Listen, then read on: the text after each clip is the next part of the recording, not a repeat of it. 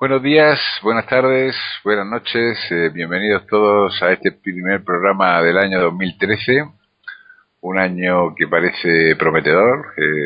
El 13 a veces se ha asumido como número de mala suerte, pero yo pienso que no, y otras muchas personas con las que he hablado también creen que puede ser un año de renovación, después de este tan temido final del mundo pronosticado para el 21 de diciembre de hace unos días.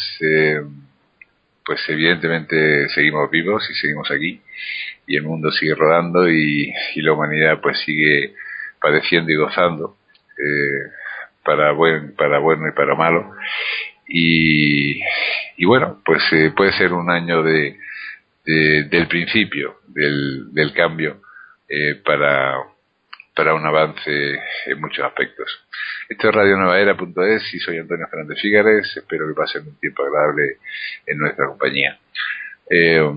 Hoy me encuentro con Encarna Gómez, psicóloga de profesión y profesora de yoga, perteneciente a la Escuela Védica, discípula del Swami Sankara Tirakananda, y que nos acompaña en numerosas ocasiones, y pueden ver pues muchas de sus entrevistas en esta web de Radio Nueva Era, en el apartado de programas emitidos.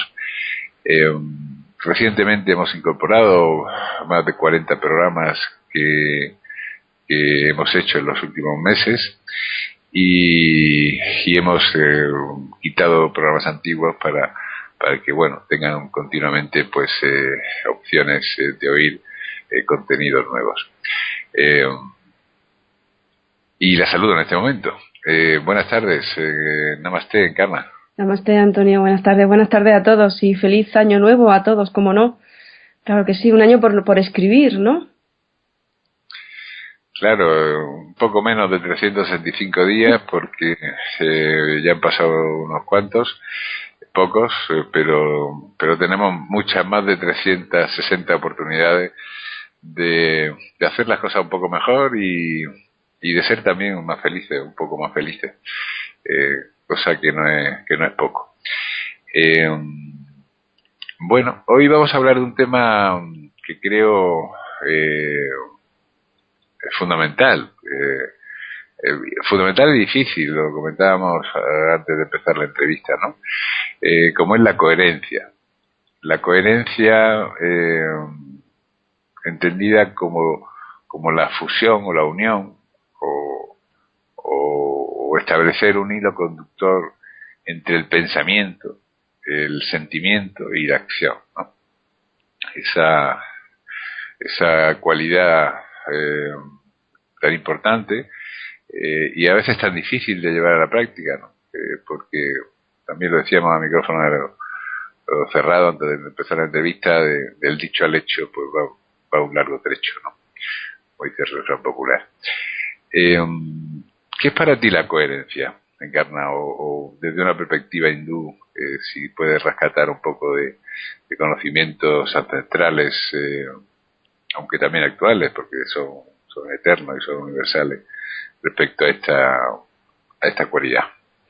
Me gustó mucho el tema que planteaste de la coherencia, porque tal y como tú lo planteaste, la coherencia entre el pensamiento, el sentimiento y la acción, haces una alusión muy directa a un principio de verdad y a un principio también de sincronía entre esos tres sistemas.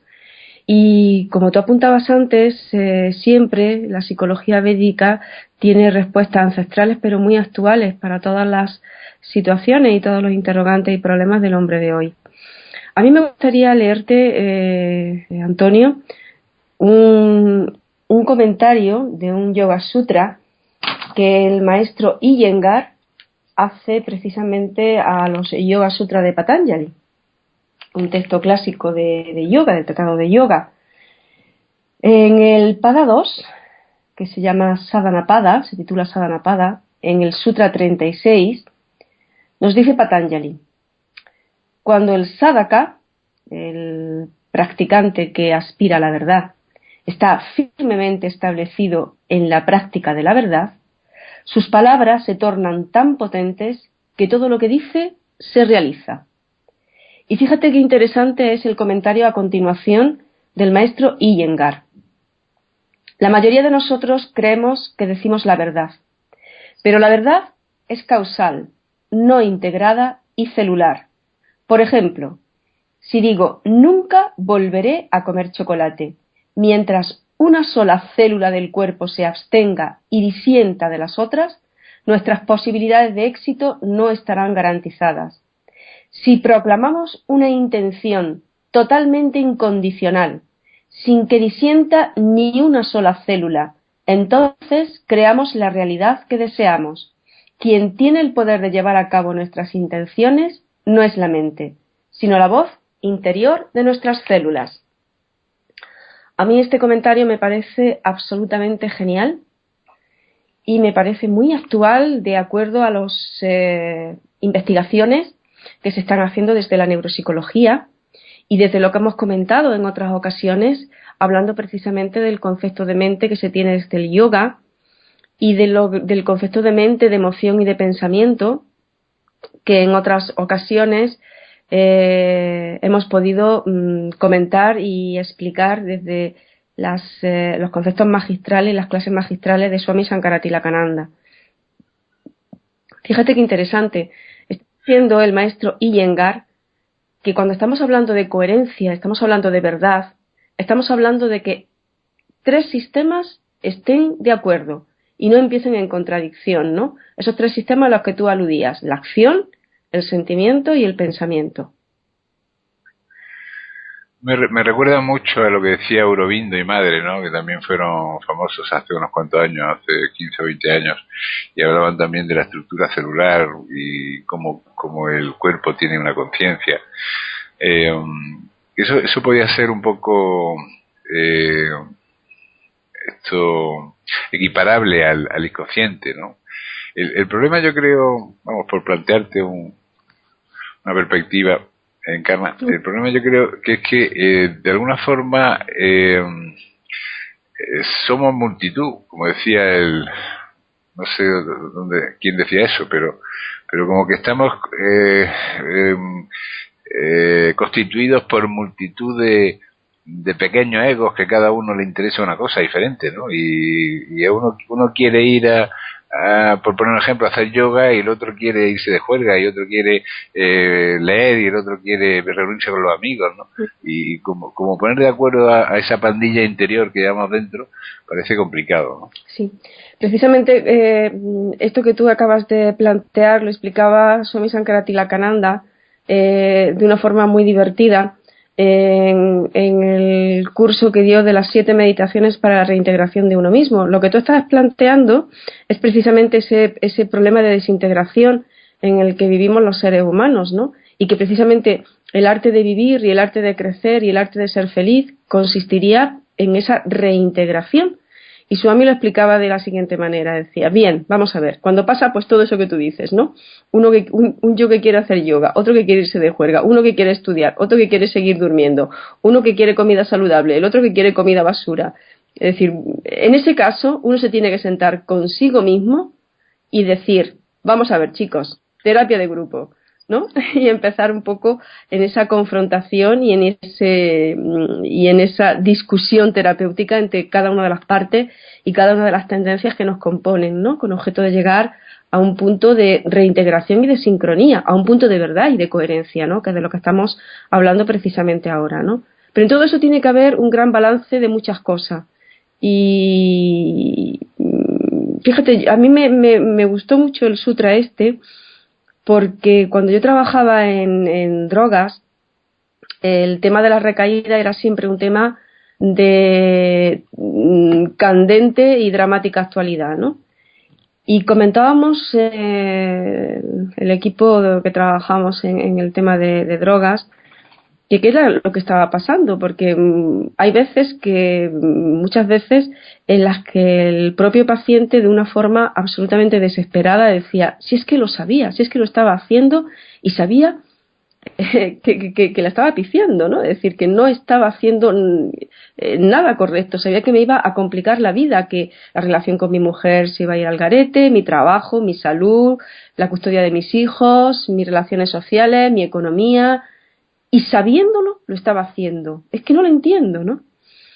Y precisamente a mí me dio mucha luz este sutra, ¿no? Precisamente hablando de todos esos sistemas, investigando, pues llegamos también a ver cómo precisamente en la toma de decisiones, nos lo dice también el neuropsicólogo Antonio Damasio, que el componente emocional tiene mucho que decir, y ese componente emocional está ligado íntimamente a nuestra estructura corporal. De hecho, se habla el marcador somático, ¿no? Como algo que alude a algo que está en nuestro cuerpo y que desde nuestro cuerpo está gestionando algo tan aparentemente racional como es una toma de decisiones, ¿no? Entonces eso es algo muy, muy interesante.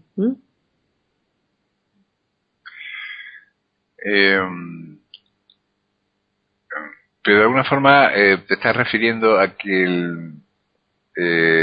o sea que la línea de acción tendría que ir emprendida por o sea, digamos que una imagen que se me viene a la cabeza, ¿no? La de la cuadriga de Ben-Hur, ¿no? En que el que lleva la cuadriga lleva los 4 caballos y lo va dirigiendo, ¿no? Es necesaria una imposición de la voluntad eh, y en ese caso tendría que nacer a través inicialmente del cuerpo o cómo sería. Pues yo no sé si inicialmente tendría que ser desde el cuerpo, pero sí tengo totalmente claro que tiene que ser con el cuerpo también. Es decir, que no podemos hablar de una decisión ajustada, de un funcionamiento integral que no involucre también al cuerpo, ¿no? Y de hecho las tesis del Hatha Yoga y del Vyayan se basan precisamente en este principio, ¿no?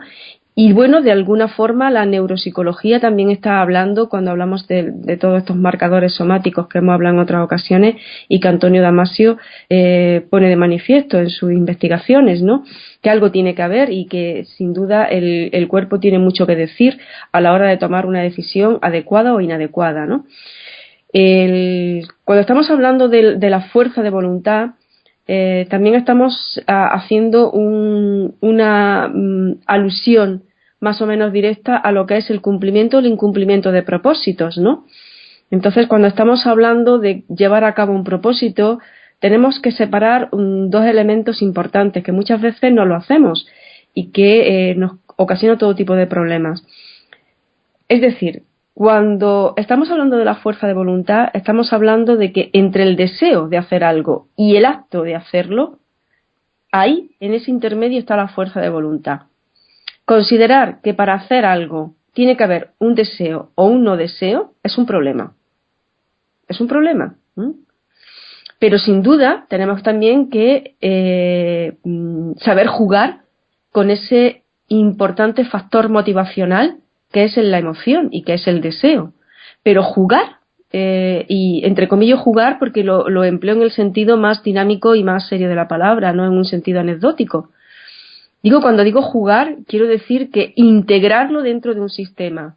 Y desde luego no es el áuriga, no es el director de orquesta, ¿no? Ese yo creo que ha sido el gran problema que hemos tenido, sobre todo los occidentales, con esa preeminencia de la emoción positiva para hacer algo, ¿no?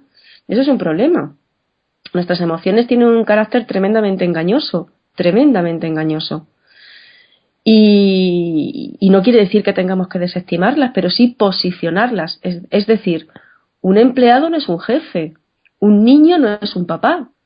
Cada uno tiene su importancia, pero quien tiene que liderar en ese conjunto de elementos no son los elementos parciales, sino que tiene que haber algo que coordine un todo, ¿no? Un todo de esa información que tenemos y de esos diferentes sistemas que están conformándonos como seres humanos y que están incidiendo en nuestra toma de decisiones. Por cierto, la figura que tú has puesto del Ben-Hur, ¿no? del Auriga, liderando y conduciendo ese carro, es también un elemento y un ejemplo muy presente dentro de la filosofía, la espiritualidad védica, ¿no? Cuando, por ejemplo, pensemos, por ejemplo, en el Bhagavad Gita, ¿no? Cuando es el señor Krishna el que conduce el carro donde va Arjuna, ¿no?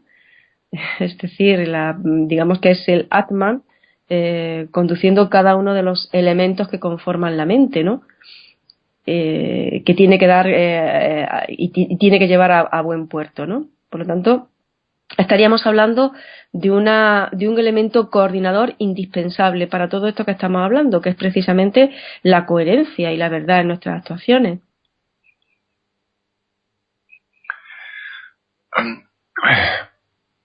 Pero a lo mejor existe una parte también, digamos, de que tenemos que estar convencidos de lo que queremos para que se alineen estas tres facetas, ¿no? Uh-huh. O sea, quiero decir, a lo mejor muchas veces es que no nos damos cuenta, por poner un ejemplo, ¿no? El tabaco. No somos conscientes del todo de lo que perjudica, ¿no? Y de lo bien que estaríamos si no fumáramos. Y a lo mejor no hacemos cuentas tampoco de lo que nos ahorraríamos. Uh-huh. O sea que el principio sería como una especie de toma de conciencia seria, ¿no? O sea, me da la sensación como que la seriedad es el origen de todo. Uh-huh.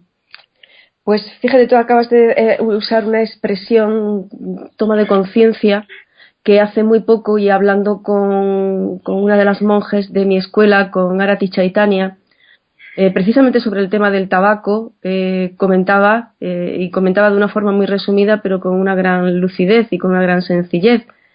Pero si es que lo que se necesita simplemente es un cambio de conciencia, y en un cambio de conciencia implica no implica solamente un saber desde la razón o desde la lógica que eso es adecuado, sino introducir todos los cambios en tu estilo de vida que configuran esa toma de conciencia, desde cómo respiras, desde cómo haces ejercicio, desde cómo te relacionas, desde cómo te alimentas, desde cómo organizas tu día, desde cómo organizas tus ocios, desde cómo organizas tus descansos, tus trabajos. Todo eso está configurando ese cambio de mentalidad, ese cambio de conciencia, que sin duda va a influir en que te lo tomes muy en serio y que tenga ese calado en nuestra decisión y esa verdad que anotaba antes el maestro Iyengar en el comentario al Sutra 36 del Pada 2, ¿no?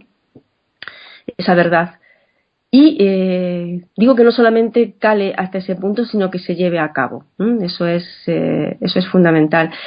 Estamos hablando de que en esa tríada que tú planteabas cuando querías que habláramos de lo que era la coherencia, esa tríada de pensamiento, sentimiento y acción, estamos hablando de sistemas que tiene cada uno su lenguaje y que tiene que haber un interlocutor que enlace los contenidos y que traduzca los lenguajes de cada uno para que se llegue a una decisión integrada y lógica, ¿no? Y una decisión que actúe reintegrándonos como seres humanos, acercándonos a la meta que queremos y no alejándonos de ella. Y probablemente yo creo que la mayor dificultad está en el paso del pensamiento al sentimiento, ¿no? O sea, porque poniéndolo en el caso, volviendo al tema del tabaco, ¿no? Por poner un ejemplo gráfico, yo pienso que es negativo para mí el tabaco y quiero dejar de fumar, pero sentir eso me cuesta mucho, porque yo lo que siento es que me gusta fumar y siento que disfruto con el tabaco, ¿no? Y porque si tuviéramos ese paso hacia el sentimiento más fácil, la acción ya digamos que sería más caería sola, ¿no? Fluiría sola. Claro, ese es el quid de la cuestión. El problema desde mi punto de vista es que en la sociedad en la que vivimos existe una sobreestimación de lo que es el sentir. El sentir es importante, ¿cómo no va a ser importante? Es uno de los elementos dinamizadores de la mente y de la vida. pero no es el único ni el mayor. Y los occidentales le estamos dando una preeminencia que no tiene, con todos los costos que eso nos está suponiendo. Lógicamente, si tenemos un tema de adicción, como es el tema de la adicción al tabaco,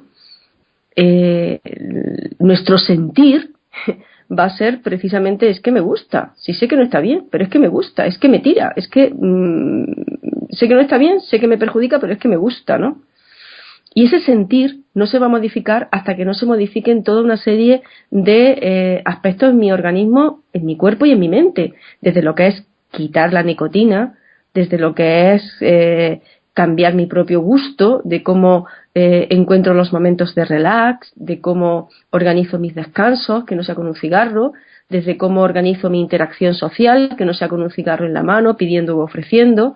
Es decir, que existen una cantidad de cosas que están alrededor de esa adicción, que por otra parte es lo que caracteriza una adicción. Una adicción no se queda en el hecho en sí, sino que está involucrando cantidad de acciones y cantidad de elementos de la vida cotidiana de una persona. Entonces, bueno, pues toda esa cantidad de elementos y cantidad de acciones hay también que tenerlos en cuenta. Y sobre todo, hay que aceptar que durante un tiempo nuestro sentir no nos va a acompañar, pero que nuestro sentir no nos acompañe, pues es un poco como cuando educamos a un niño pequeño, ¿no? Es que, bueno, resulta que el niño pequeño puede encontrar muy divertido meter los dedos en el enchufe, pero forma parte de nuestra responsabilidad, ya no solamente ética, moral o educativa, sino hasta legal, el impedir que esa diversión la lleve a cabo, ¿no? Y también forma parte ya de nuestra pedagogía el saber hacerlo, ¿no? De una forma, digamos que lo más asequible y lo más aceptable para el niño. Pues igual tendríamos que hacer con nuestra mente. Pero hay un punto de rigor y hay un punto de autoridad que uno tiene que tener claramente establecido. Y ese punto de autoridad y de rigor no se establece desde el sentir. Se establece desde lo que es conveniente o no es conveniente. Y a partir de ahí organizamos la jugada, ¿no? Organizamos la actuación. Pero darle esa preeminencia, darle esa capacidad de dirección al sentir es una gran inmadurez y nos está costando y nos está pasando grande factura. Claro, efectivamente. Es que tal vez, se me ocurre en función de lo que estás diciendo, que la fusión de lo que es conveniente y lo que es ético sería una buena un buen esquema de conducta, ¿no? Porque estaba pensando también preguntarte, por ejemplo, por la rectitud. Está claro que todos deseamos ser éticos y todos deseamos ser honestos y todos deseamos ser veraces y todos deseamos no criticar y todos deseamos hacer una serie de cosas, ¿no? Pero como luego que está el diablillo ese, ¿no? Que está siempre que forma parte también de nuestra naturaleza, ¿no? Y que a lo mejor es una fuerza distintiva o es un conjunto de malos hábitos, ¿no? Uh-huh. Que le ponen la zancadilla a esa intención de coherencia. Pues fíjate, desde el yoga se tiene, desde la escuela del yoga, no olvidemos que la escuela del yoga es la escuela de la mística. Nosotros lo tenemos muy asimilado a lo que son asanas y movimientos corporales y ejercicio físico, ¿no? Pero realmente el yoga es la escuela de la mística dentro del Veda. Pues se tiene muy claro, y es que tiene que ser, sea lo que sea, tiene que ser bueno para la mente, para el cuerpo y para el espíritu.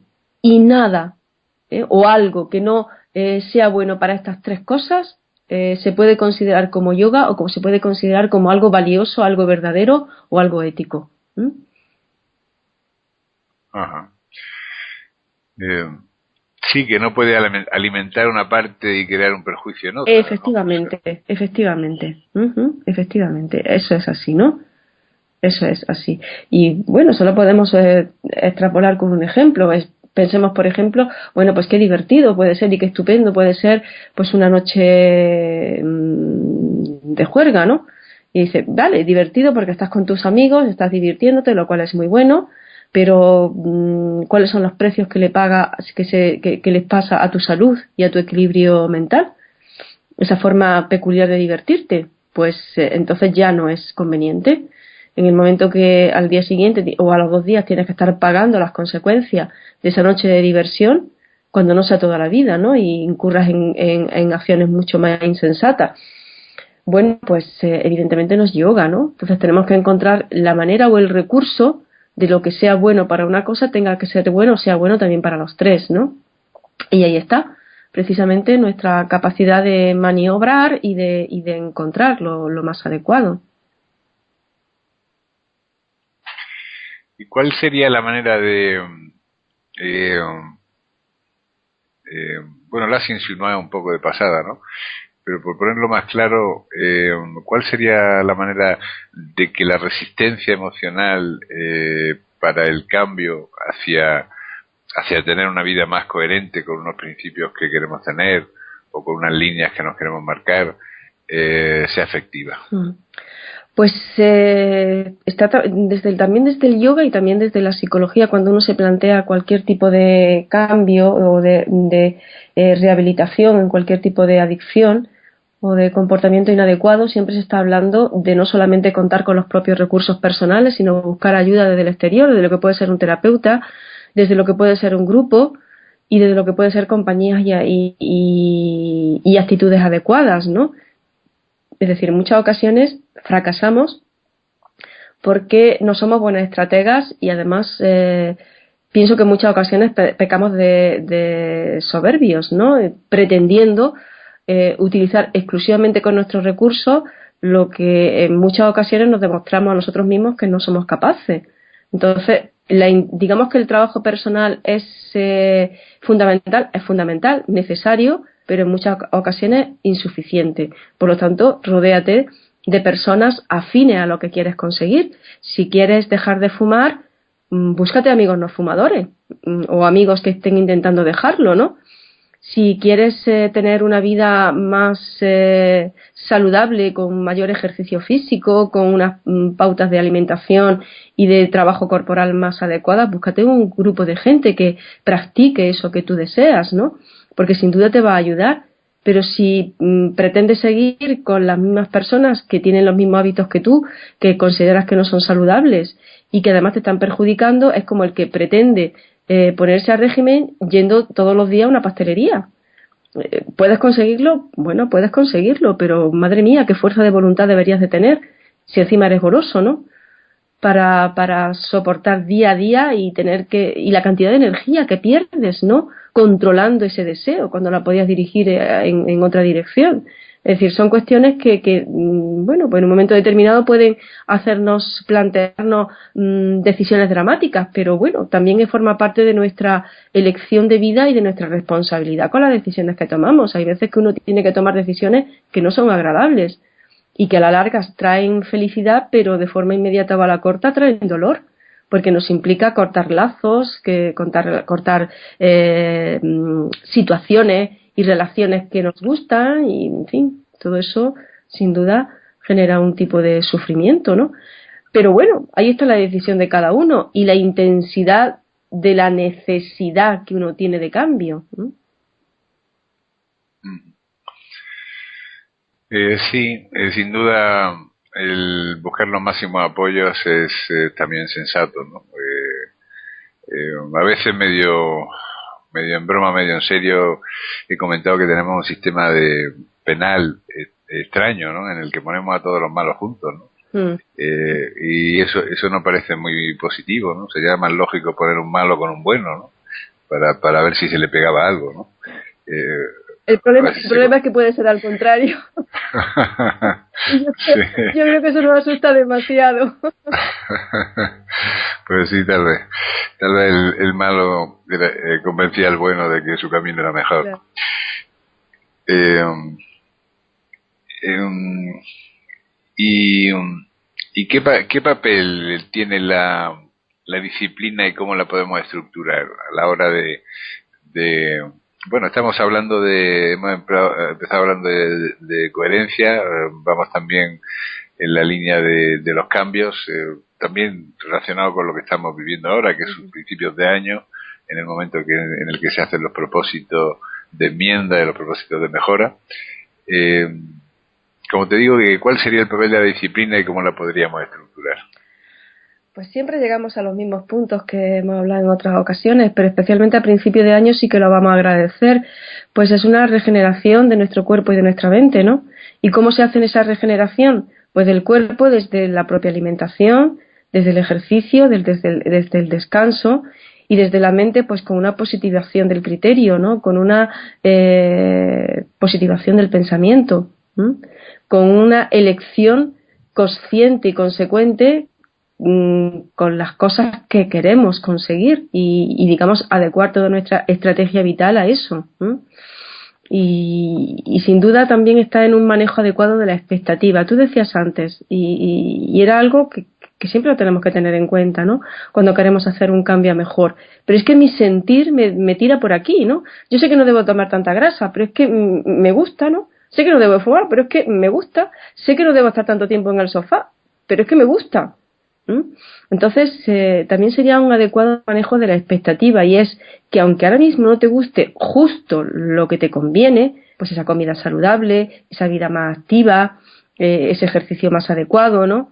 Pues aunque ahora mismo no te guste, piensa que cuando se adecúen una serie de cosas en tu vida y se ajusten una serie de cosas en tu cuerpo y en tu mente, encontrarás el gusto por hacerlo, ¿no? Y digamos que es jugar también con esa magnífica capacidad que tiene la mente, que es la sugestión y la capacidad de traer al presente lo que va a ser en el futuro. El manejo de la expectativa estaríamos hablando, ¿no? Pues entonces jugar también con eso, que aunque ahora mismo no me guste, sé que el esfuerzo que estoy haciendo ahora mismo va a repercutir en que después me guste. Vamos a ver, ¿cuántos de nosotros no hemos ido a trancas y barrancas al gimnasio por primera vez o cuando empieza la temporada y cuando llevamos un tiempo ya no tenemos que hacer uso de la fuerza de voluntad, sino que nuestro propio gusto, nuestro cuerpo, hablando en términos coloquiales, nos lo pide? Y ya es mucho más fácil arrancarte, incluso mucho más motivador el coger tu ropa de deporte, tus zapatillas, tu bolsa y ala, ¿no? Al gimnasio, al estudio o donde vayas a hacer tu práctica física o corporal, ¿no? Entonces, bueno, pues esto también es interesante, ¿no? ¿Qué decir con el tema de la comida? Con esas ansiedades que nos entran con los dulces, con las grasas, con las grandes cantidades de comida, ¿no? Y sin embargo, cuando llevamos un tiempo con una dieta adecuada, ajustada, ni siquiera tiene que ser una dieta de no comer, sino una dieta ajustada y lógica, ¿no? La comida y la comida saludable se convierte en sí misma en un placer. Y ya no tenemos que pensar en la comida como, qué aburrimiento, ¿no? Sino que, bueno, pues nuestra propia sensación digestiva, ¿no? Nuestra propia vitalidad, el propio aspecto de nuestra piel, la propia belleza corporal, ¿no? Que adquirimos con esa dieta, pues es un elemento suficientemente motivador y de gusto como para que no tengamos que plantearnos un ejercicio de un gran puesta de voluntad para conseguir eso, ¿no? Y con eso podríamos, digamos que dirigirlo a 20.000 cosas más, ¿no? Sí, decía un escritor que se llama Ocmandino, que escribió un libro de técnicas de venta que se llama El vendedor más grande del mundo, pero que lleva una parte de filosofía y de psicología desde mi punto de vista, pues también bastante interesante, ¿no? Que el ser humano es esclavo de sus hábitos y que ya que va a ser esclavo de sus hábitos, que sea esclavo de los buenos hábitos. Claro que sí, ¿no? Estaba apuntando este autor a lo que se ha llamado adicciones positivas, ¿no? Que son las adicciones que nos mantienen saludables y con un tono vital adecuado, ¿no? Como puede ser, por ejemplo, el deporte, ¿no? Es un elemento importante, ¿no? A la hora de mantenernos vitales y sanos, claro que sí.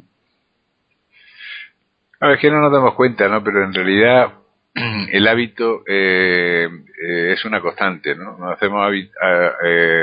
enganchamos a Facebook, nos enganchamos a la tele, nos enganchamos a los chats, a WhatsApp, a enviar mensajitos, a todo lo que hacemos en la vida es un hábito, ¿no? Son hábitos enraizados que van cogiendo forma y que cada vez tienen más fuerza en nuestra personalidad y tal vez pues si cambiamos hábitos regulares o no muy buenos por hábitos mejores, pues ganemos en bienestar. Nos hemos quedado sin tiempo, Encarna. ¿Hay alguna actividad prevista tuya o de la Escuela Védica para los próximos días? Sí, ahora en enero comenzamos el curso de las 7 meditaciones para la reintegración de uno mismo. Y también, como siempre, todos los viernes estamos convocados en el Templo Védico de Granada. Es el templo más antiguo védico de Granada, un lugar hermoso, donde diariamente se hacen ceremonias, se hace sadhana, y donde todos los viernes podemos meditar en la maravillosa compañía de los monjes védicos de mi escuela. Y en ocasiones tenemos también la suerte de que pueda dirigir la meditación nuestro maestro, Swami Sankaratilakānanda. Pero de cualquier manera, meditar en grupo es un elemento motivador magnífico y es una forma también magnífica de establecer ese hábito saludable, como es una práctica meditativa, porque nos ayudamos. La fuerza de grupo sin duda que también ayuda a que esto sea posible. Pues todos los viernes, y este viernes próximo, claro que sí, también será Víspera de Reyes, pues meditaremos a las 7 de la tarde en Casa Yoga. Y también a principios ya de curso, la semana que viene, vamos a poner en marcha un programa precisamente de lo que estamos hablando, ¿no? También de regeneración y de desintoxicación a todos los niveles, ¿no? Después de las fiestas navideñas, que a quien más y a quien menos nos pasa un poquito de factura. Bueno, pues vamos a poner también en marcha, y está previsto ese programa de reajuste, de desintoxicación, de rejuvenecimiento. Todo lo que sea depurar y desintoxicar siempre va a tener la maravillosa consecuencia de un aspecto mucho más juvenil y de un trabajo y de una sensación mucho más vital, ¿no? Pues también se va a poner en marcha en la Academia de Yoga de Recogidas. Y bueno, muchas más cosas que ya iremos comentando a lo largo del año. Tenemos un año magnífico para hacer un montón de cosas, Antonio. Claro, muchas oportunidades, muchos días, con muchas horas. Días, como tú decías, con muchas horas para justificar errores, cometer aciertos y sin duda vivir, ¿no? Que al fin y al cabo es de lo que se trata. Claro, y edificar, como decíamos antes, hábitos positivos que nos lleven a sentirnos mejor y a estar mejor, ¿no? Bueno, las personas que quieran contactar con esta escuela védica pueden ir a la web academiayoga.org, www.academiayoga.org, y quien quiera contactar con Encarna Gómez, la psicóloga de esta escuela védica, que nos ha hablado hasta este momento, pues puede contactar en encarnamd@yahoo.es. ¿No es así? Así es. Perfecto, pues muchísimas gracias, Encarna, por tu presencia una tarde más. Namaste. Namaste, muchas gracias a ti, Antonio, y muchas gracias a todos nuestros amigos y oyentes. Y me despido de ustedes con algo que he dicho en más de una ocasión, pero no muchas, ¿no? No creo que tampoco sea excesivamente reiterativo diciendo esto, ¿no? Y es un dicho chino que dice que un viaje de 1000 kilómetros empieza por un paso. O sea que hay veces que esos cambios que nos parecen tan enormes, tan difíciles de realizar, pues si damos el primer paso ya estaremos en camino. Un fuerte abrazo, soy Antonio Fernández Figueres.